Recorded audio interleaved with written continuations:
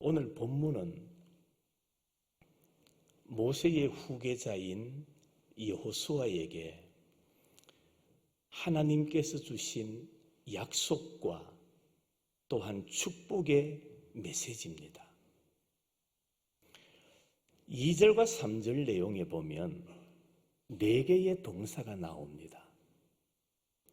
일어나라, 요단을 건너라, 주는 그 땅으로 가라, 밟는 곳, 이 4개가 나오지요. 다시 말하면 일어나라, 건너라, 가라, 밟어라. 요 4개의 동사가 나옵니다. 우리가 이 여호수아서를 쭉 읽어보면은 여호수아서는 다른 책과는 조금 다르게 동적인 요소가 참 많다라는 것을 발견합니다. 조용하게 앉아서 명상하고 사색하고 먼 하늘을 바라보고 강 건너 마을을 관망하는 그런 성경이 아닙니다. 여호수아서의 특징은 가라, 싸워라, 정복하고 전진하고 정복지를 개척하라, 이렇게 행동으로 일관되어 있습니다. 그래서 이 여호수아서를 움직이는 책이라 그렇게 말하기도 합니다. 그러면 하나님께서 여호수아에게 주신 4가지의 명령, 자, 그 첫째가 뭐냐 하면 3절에 너는 이 모든 백성과 더불어 일어나라. 우리 큰 목소리로 한번 따라 하십시다. 일어나라. 조금 더 크게 하시면 좋겠습니다. 일어나라. 하나님께서 주신 첫 번째 메시지가 뭡니까? 일어나라. 여러분, 일어난다는 것은 살아있다는 증거입니다. 일어나는 것은 건강하다는 증거입니다. 건강하지 못하면 붙잡아줘야 됩니다. 건강하지 못하면 옆에서 일으켜줘야만 일어날 수 있습니다. 성경에 보면 일어나라는 말이 600번 넘게 나옵니다. 왜 그렇게 많은 경우를 통하여 일어나라고 말씀할까요?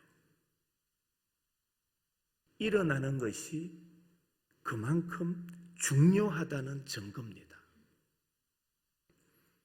사도행전 3장에 보면 날 때부터 걸어본 일이 없는 사람이 예루살렘 성전 문에서 구걸하고 있었습니다. 성전에 기도하러 들어가던 베드로와 요한이 한 번도 걸어보지 못한 그 사람을 성전 문 앞에서 발견합니다. 그리고는 그를 향하여 요한복음 3장 6절 이하의 말씀, 베드로가 이르되 은과 금은 내게 없거니와 내게 있는 이것을 내게 주노니 나사렛 예수 그리스도의 이름으로 뭐하라? 일어나 걸어라. 이어서 오른손을 잡아 일으키니 발과 발목이 곧 힘을 얻고 뛰어서서 걸으며 찬송했다라고 말씀하고 있습니다. 한 번도 걸어보지 못한 사람, 사도행전 4장에 보면 그 사람의 연령이 40세쯤 되었더라고 말씀합니다. 굳이 왜 그 사람의 연령을 성경에서 언급하고 있을까요? 그것은 40여 년 동안 걷지도 못하고 일어나지 못했던 사람이 뭐 했다는 겁니까? 일어났다는 겁니다. 사람의 사고, 상식, 경험으로는 도저히 이해하고 받아들일 수 없는 상황이었지만은 나사렛 예수 그리스도의 이름으로 일어나라 했을 때에 그는 곧 뭐 하였다고 말합니까? 일어나 걸었다라고 말씀하고 있습니다. 성도 여러분, 성전 미문에 앉아 있는 태어나서 40여 년 동안 한 번도 일어나 보지 못한 이 사람을 향하여 일어나라 말씀하신 주님, 오늘 하나님 앞에 나와서 예배드리는 우리를 향하여 주께서 던지시는 메시지, 사랑하는 자여 일어나라. 오늘 성전 미문에 앉아있는 한 번도 일어나 보지 못한 이 사람을 향하여 일어나라고 말씀하시기 전에 오늘 하나님 앞에 나와 예배드리는 여러분을 향하여 주께서 말씀합니다. 사랑하는 자여 일어나라. 성도 여러분, 전도하기 위하여, 봉사하기 위하여, 섬기기 위하여 우리는 일어나야 됩니다. 일어나지 아니하고 주저앉아 있으면 전도할 수가 없습니다. 봉사할 수가 없습니다. 섬길 수가 없습니다. 그래서 하나님은 여호수아에게 일어나라고 말씀합니다. 하나님은 여호수아에게 말씀하시기를 너는 이 모든 백성과 더불어 일어나라. 너 혼자만 일어나라고 말씀하지 않습니다. 백성들과 더불어, 백성들과 함께 일어나라고 말씀합니다. 왜 더불어 일어나야 됩니까? 가나안 땅을 점령하고 그곳에 들어가 살 사람은 여호수아 개인만이 아니라 전 민족이기 때문입니다. 그래서 하나님은 모든 백성과 더불어 일어나라고 말씀합니다. 여러분, 예배는 가족들 대표로 혼자 나와서 드리는 게 아닙니다. 모두가 함께 나와서 드려야 됩니다. 기도는 당신은 피곤하니 자요. 내가 가족 대표로 가서 기도하고 올게요. 하나님은 그런 모습을 원하시지 않습니다. 모든 가족이 더불어 하나님 앞에 나와 기도하기를 원하시는 겁니다. 더불어 함께 일어나. 우리는 이 말씀을 마음에 새겨야 됩니다. 우리가 나그네 인생길을 살아가는 데 있어서 얼마나 고됩니까? 얼마나 많은 시련과 아픔과 역경과 질병이 있습니까? 생각지도 못했던 사고가 일어나지 않습니까? 삶의 용기를 상실하고 주저앉아 절망하는 사람이 있습니까? 영적으로 패배하고 쓰러져 있는 사람이 있습니까? 신앙적으로 힘을 잃고 주저앉아서 한숨 쉬면서 탄식하는 이가 있습니까? 오늘 하나님께서 그를 향하여 말씀하시기를 일어나라, 일어나라고 말씀합니다. 일어나라는 말씀에 순종하는 여러분이 되시기를 주의 이름으로 축원합니다. 주저앉아 있으면 절망과 탄식밖에 보이지 않습니다. 그러나 일어나면, 주저앉아 있던 자리에서 일어나면 자연이 보입니다. 아름다운 경치를 볼 수 있습니다. 풍광을 보게 됩니다. 앉아있던 자리에서 일어나면 해결의 방법이 보이기 시작합니다. 성도 여러분, 주저앉아 있지 마시고 영적으로, 신앙적으로 다시 일어나는 우리 성도들이 되시기를 주의 이름으로 축원합니다.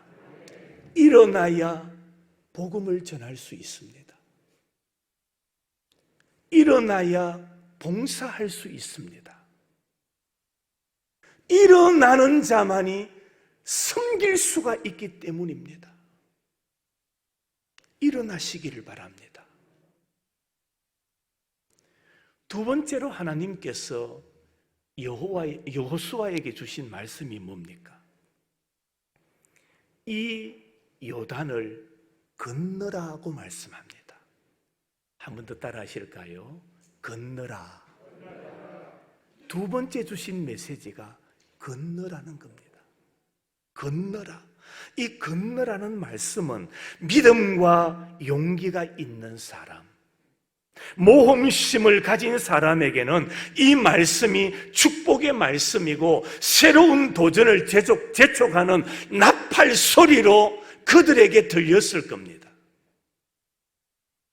그러나 믿음도 용기도 모험심도 없는 사람에게는 하나님께서 건너라 하신 이 말씀이 요단강에 들어가서 투신 자살하라는 절망의 선언으로 그들에게 들렸을 거예요.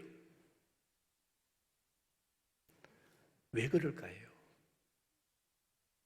당시 상황을 보면 맨손으로 아무런 기구 없이 요단강을 건널 시기가 아니었기 때문입니다. 여호수아 3장에 보면 그때는 몸에 거두는 시기여서 물이 요단강을 차고 흘러 넘쳤다라고 말씀합니다. 매년 초여름이면 요단강물이 강둑을 넘쳐 흐르고 있기 때문에 뗏목이나 배가 없이는 맨손으로 그 강을 건널 수 없었습니다.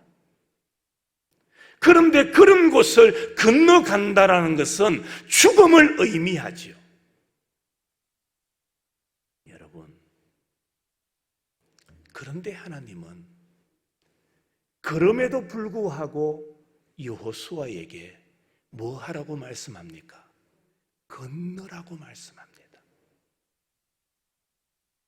여기서 이상주의자들, 합리주의자들은 배가 있어야 건널 것 아닙니까? 배를 주세요. 뗏목을 주세요. 그러면 우리가 이 요단을 건너가겠습니다. 그러면서 불평합니다. 하지만 신앙의 사람은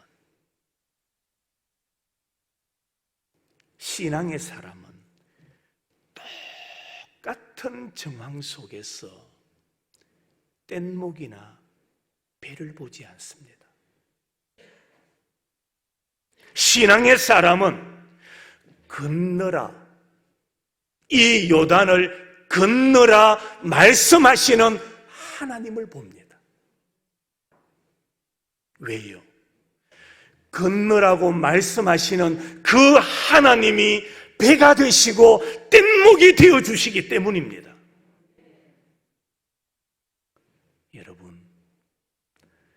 이 요단을 건너라 말씀하시는 주님을 보시기 바랍니다. 그것이 신앙이고 그것이 믿음입니다. 상황, 여건, 환경은 전혀 아닙니다. 그럼에도 불구하고 그 요단을 하나님께서 뭐 하라고 말씀합니까? 건너라고 말씀합니다. 그렇다면 하나님께서 그 말씀을 따라 건너는 자들의 배가 되어 주시고 뗏목이 되어 주시겠다는 겁니다. 사람들은 환경을 먼저 봅니다. 환경을 탓합니다. 그러나 신앙은 그것이 아닙니다.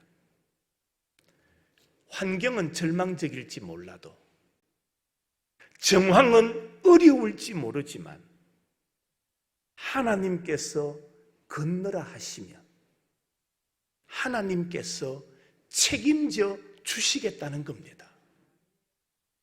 건너라고 하시는 분이 하나님이시기 때문에 하나님께서 책임져 주시고 하나님께서 그 상황을 지켜주시겠다라는 겁니다. 성도 여러분, 우리 배후에는 하나님이 계심을 믿으시기를 바랍니다. 그 하나님을 믿고 세상이라는 이 험악하고 시험 많고 고통 많은 이 요단강을 믿음으로 하나님의 말씀을 믿고 건너가는 여러분이 되시기를 바랍니다. 마치 오늘 우리가 당한 이 상황이 요단강의 상황과 다를 바가 없습니다. 세상의 모습을 보면은 마치 저기에 빠져서 죽음 직전에 거할 수밖에 없는 그런 인생의 모습을 봅니다. 그러나 우리들에게는 하나님께서 주신 약속이 있습니다. 한번 따라 하실까요? 내가 너희와 항상 함께 있으리라. 믿으시기를 축원합니다. 세상은 절망적이라도 하나님께서 우리를 향하여 내가 너와 함께 해줄게, 내가 너와 동행해줄게. 그러므로 험악한 이 세상이란 요단강을 건너가라. 오늘 하나님의 말씀을 의지하여 믿음으로 험악하고 환난 많은 이 요단강을 말씀에 의지하여 걸어갈 수 있는 우리 성도들이 되시기를 바랍니다. 두 번째 주신 메시지가 이 요단을 뭐하라? 건너라. 세 번째 말씀은 그 땅으로 가라는 겁니다. 한번 따라 하실까요? 가라. 첫째가 뭐였습니까? 일어나라. 두 번째로는 건너라.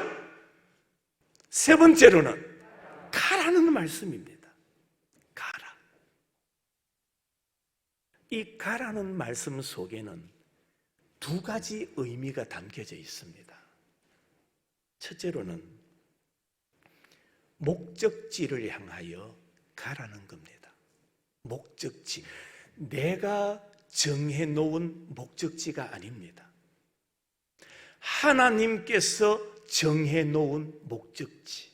그곳이 어디입니까? 약속의 땅 가나안입니다. 그곳을 향하여 가라고 말씀합니다. 여러분, 성도는 어디로 가는가 하는 것은 매우 중요합니다. 하나님은 말씀합니다. 하나님께서 지시하시는 땅. 여러분, 이것을 우리가 놓치면 안 돼요. 내가 가고 싶은 땅이 아닙니다. 내가 원하는 목적지가 아닙니다.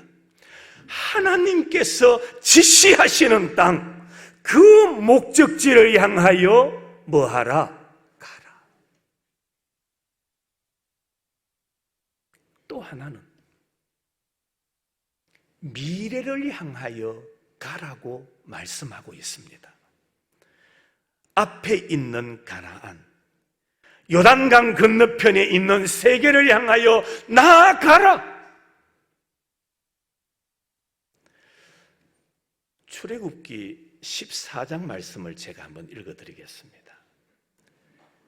애굽에 매장지가 없어서 당신이 우리를 이끌어내어 이 광야에서 죽게 하느냐? 우리를 내버려 두라. 애굽 사람을 섬기는 것이 광야에서 죽는 것보다 낫겠다 하면서 이스라엘 백성들이 원망하고 탄식하는 장면이 나오지요. 16장으로 넘어갑니다. 우리가 애굽 땅에서 고기 가마 곁에 앉아 있는 때와 떡을 배불리 먹던 때에 여호와의 손에 죽었더라면 좋았을 것을. 그러면서 이스라엘 백성들이 어디를 그리워하고 있습니까? 애굽을 그리워하고 있습니다. 여러분, 이스라엘 백성들의 애굽에 대한 향수가 언제까지 이어지는지 아세요? 가나안 땅에 들어갈 때까지 원망하고 불평을 합니다. 그런 이스라엘을 향하여, 그런 백성들을 향하여 하나님께서 뭐라고 말씀합니까? 가라. 앞을 향하여 가라. 새 땅, 새로운 세계를 향하여 가라. 미래를 향하여 가라고 말씀하고 있습니다.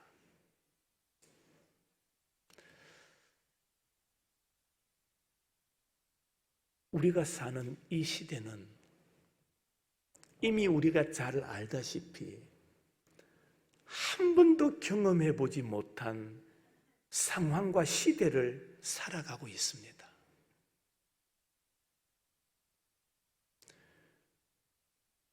많은 사람들이 혹여나 나 또한 코로나 확진자가 되면 웃자노 염려와 근심 속에 있습니다.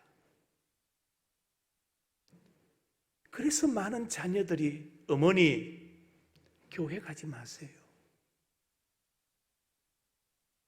마치 이 정부가, 언론이 코로나의 확산지가 교회인 것처럼 방송하고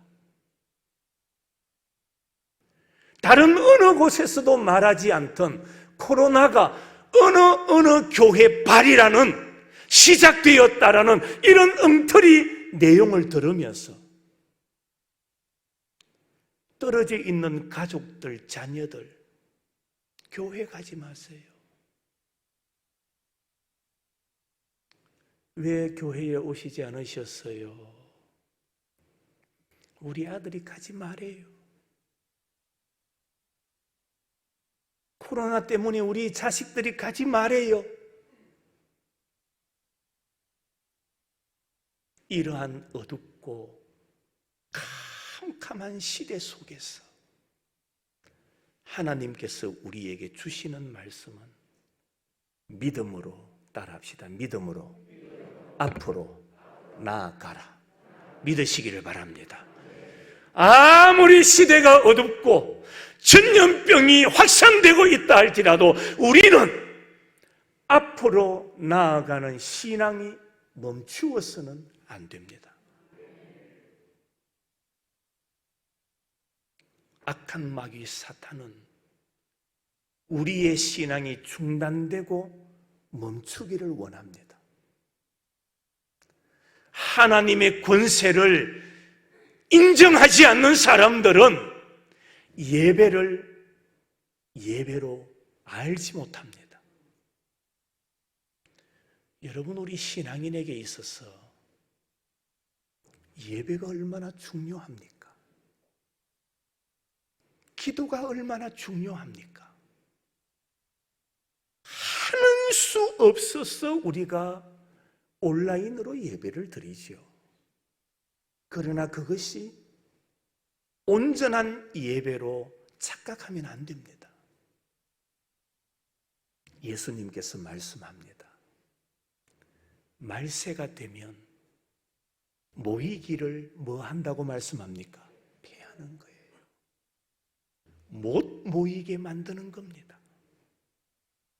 그런 시대, 그런 상황 가운데서 하나님은 여호수아에게 가라, 앞으로 나아가라, 전진하라. 오늘 우리 교회를 향하여 이 시대 성도들에게 주시는 하나님의 말씀으로 받으시기를 축원합니다. 그래서 우리는 아무리 시대가 어려워도 신앙을 멈출 수가 없습니다. 나아가야 합니다.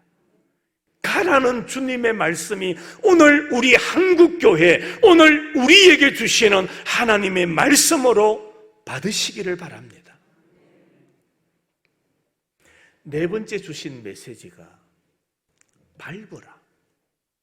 따라하십시다. 밟어라. 오늘 본문은 말합니다. 너희 발바닥으로 밟는 것은 모두 내가 너희에게 주었노니. 여러분, 밟는 것은 정복자의 권리입니다. 피정복자는 정복자에게 짓밟히도록 되어 있습니다. 주권도 짓밟히고 인권도 재산도 영토도 다 짓밟힙니다. 구약 성경에 보면 짓밟은 사람, 짓밟힌 사람이 소개됩니다. 사무엘상 17장입니다. 다윗이 달려가서 블레셋 사람을 밟고 그의 칼을 그 칼집에서 빼내어 그 칼로 그를 죽이고 그의 머리를 베니 블레셋 사람들이 자기 용사의 죽음을 보고 뭐 하였더라? 도망하는지라. 무슨 말씀입니까? 소년 다윗이 물맷돌로 골리앗을 쳐서 눕히고 그에게 달려가서 쓰러져 있는 골리앗의 몫을 뭐합니까? 밟았다라고 말합니다. 그를 처치했다라고 말합니다. 자, 한번 생각해 보세요. 성경은 분명히 다윗을 소개하기를 소년 다윗이라고 말합니다. 소년 다윗이 어떻게 장수 골리앗의 몫을 밟을 수 있을까요? 어떻게 그 목을 짓밟을 수 있었을까요? 거기에 대한 해답이 사무엘상 17장에 나옵니다. 자, 다 같이 한번 읽겠습니다. 시작. 너는 칼과 창과 단창으로 내게 나아오거니와 나는, 자 다시, 나는 누구의? 만군의 여호와의 이름, 곧 내가 모욕하는 이스라엘 군대의 누구? 하나님의 이름으로 내게 나아가노라. 소년 다윗이 골리앗을 이길 수 있었던 그 이유가 뭐냐? 나는 만군의 여호와의 이름으로, 하나님의 이름으로 내게 나아가노라. 그렇습니다. 성도 여러분, 누가 고난과 시련을 정복하고 원수의 땅을 밟을 수 있을까요? 여호와 하나님의 이름을 믿고 의지하는 자임을 믿으시기를 바랍니다. 우리가 어떻게 승리자가 될 수 있습니까? 누가 승리자의 삶을 살아갈 수 있을까요? 오늘 성경은 말합니다. 하나님의 말씀을 믿고 일어서는 사람, 하나님의 말씀을 믿고 건너는 사람, 하나님의 말씀을 믿고 가는 사람, 하나님의 말씀을 믿고 바른 사람, 그 사람만이 승리자가 될 수 있다라고 말씀하고 있습니다. 말씀을 마칩니다. 10월 한 달 동안 하나님의 도우심을 요청하시기를 바랍니다. 하나님의 도우심을 요청하십시오. 내 힘, 내 지혜, 내 능력이 아닙니다. 그거 아무것도 아니에요. 나의 지식이 아닙니다. 그거 아무것도 아니에요. 대단한 것 같지요? 아무것도 아니에요. 인간이 가진 것, 풀의 꽃과 같아요. 인간이 소유하고 있는 것, 아침 안개와 같은 것이라는 것 왜 잊어버리십니까?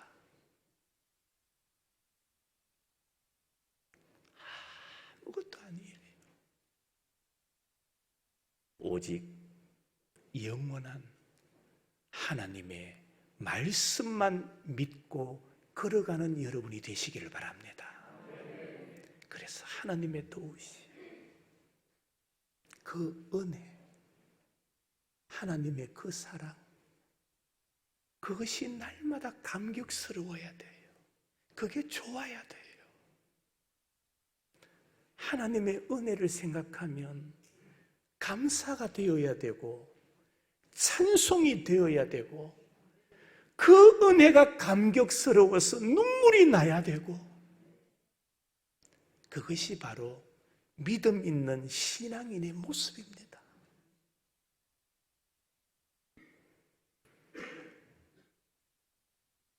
아침 안개와 같은 인간이 소유하고 있는 힘, 지식, 재물, 그거 의지하지 마시고